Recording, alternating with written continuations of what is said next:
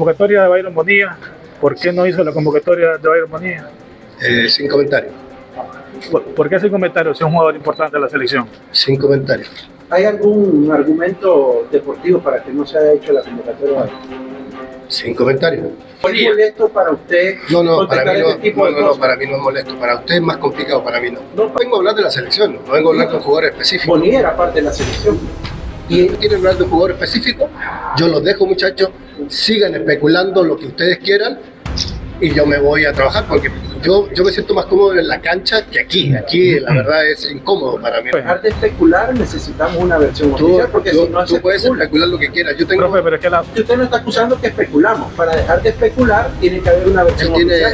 yo creo que él tiene más conocimiento que yo. Él ha escrito muchísimas cosas. Pero yo no. Bueno, pero Yo por eso le pregunto para tener la versión oficial. Es que no hay versión oficial, hombre. Quiero tocar el tema. pregunta, ¿qué pasa con Bonilla? La afición, perdón. La afición pregunta. ¿Afición? Sí. Si ustedes van a seguir con eso, terminamos aquí. ¿Usted no sabía que en la prensa esa era hoy una de las principales preguntas? ¿O sabía que esa iba a ser su respuesta? Pero la verdad, yo pensé que tenían un poquito más de creatividad para esto.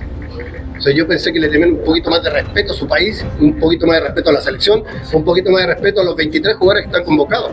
Porque ustedes están hablando de un jugador que no está en la selección. Y me están hablando de un tema. Saber por qué no está. Pero pregúntenle a él, No, pero usted es el que hace la convocatoria. Por respeto que me merece cada uno de ustedes. Seguimos con el tema, yo me paro y los dejo. Todos los problemas que hemos tenido lo hemos resuelto dentro. No tenemos por qué compartirlo con todos ustedes porque esto así es el fútbol. Nosotros arreglamos nuestros problemas dentro, no fuera. Arreglarlo fuera es chisme. Señores, No hay que generalizar, profesor. Me parece que por una 4, persona usted no puede generalizar 3, la crónica deportiva. 2, 1, muchas gracias. Para el primer partido contra Montserrat. Muchas gracias. Muchas gracias. Si por algo me he caracterizado es por decir las cosas de frente y como son. El día de hoy, durante la conferencia de prensa, el fantasma Figueroa se acobardó, sí, así como lo escucharon, se acobardó ante la verdad. Por una simple pregunta, ¿por qué no convocó a Byron Bonilla? Se desató Chernobyl. El fantasma se sintió acorralado, se desesperó y amenazó a los periodistas que si le volvían a preguntar por Byron Bonilla, se levantaba y se iba de la conferencia. De eso se trata este video.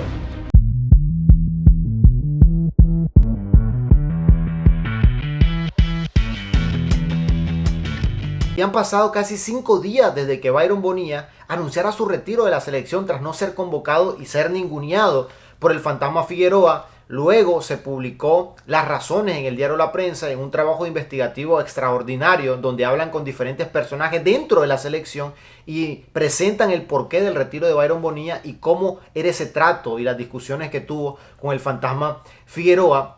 Tuvo 5 días para prepararse junto con el equipo de la federación, el equipo de comunicación, para una simple respuesta. ¿Por qué no convocó a Byron Bonilla? Y es inútil que un técnico no tenga la capacidad de responder o simplemente no quiera responder. Y hay que decirlo como es, porque el fantasma Figueroa gana $20,000 al mes. Es decir, un tipo que se lleva al bolsillo todos los meses $20,000 es incapaz de darle una respuesta, la respuesta que pide la fanaticada, respuesta a la pregunta que hacían los periodistas, y simplemente decide callar como los cobardes. Pero no solo eso, el fantasma se dio por dar lecciones de periodismo, se convirtió la tarde de hoy o la mañana de hoy en un catedrático ahora del periodismo. ¿Por qué? Porque empezó a decirle a los periodistas lo que debían y lo que no debían preguntar. Prácticamente se creía el amo y señor de la sala de conferencia. Yo pensé que tenían un poquito más de creatividad para esto. O sea, yo pensé que le tenían un poquito más de respeto a su país, un poquito más de respeto a la selección, un poquito más de respeto a los 23 jugadores que están convocados. Y lo que a mí me causó un poco más de repulsión fue cuando él dijo, si me vuelven a preguntar, amenazó directamente, si me vuelven a preguntar por Byron Bonilla, me levanto y me voy. Pues que se vaya de la sala, que se vaya y se levante de la conferencia.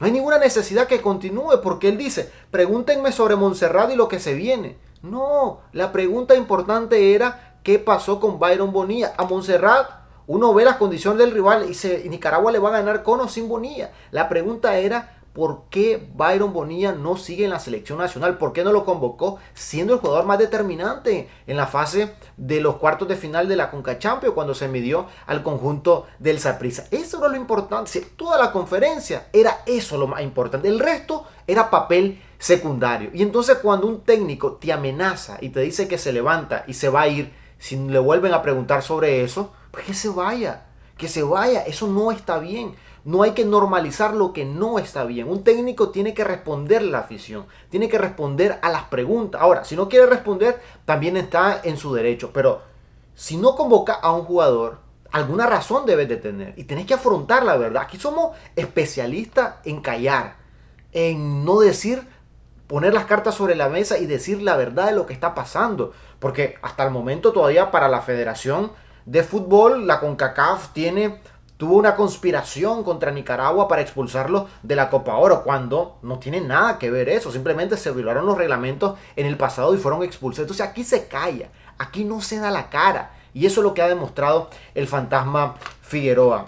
Señores, No hay que generalizar, profe, porque me parece que por una persona usted no puede generalizar la crónica deportiva. 2, 1, muchas gracias. Para el primer partido contra Monserrate. Muchas gracias. Muchas gracias. Y tengo que mencionarlo, a mí me gustó la reacción que tuvo dos periodistas en especial, Miguel Espinosa de Radio Ya y Nectalí Mora. Sí, fueron los dos periodistas que insistieron más y volvieron con la repregunta y estuvieron ahí, especialmente Espinosa. Prácticamente fue el que puso contra la pared al fantasma Figueroa, como debía ser. Era un momento que se le tenía que poner contra la pared hasta que respondiera.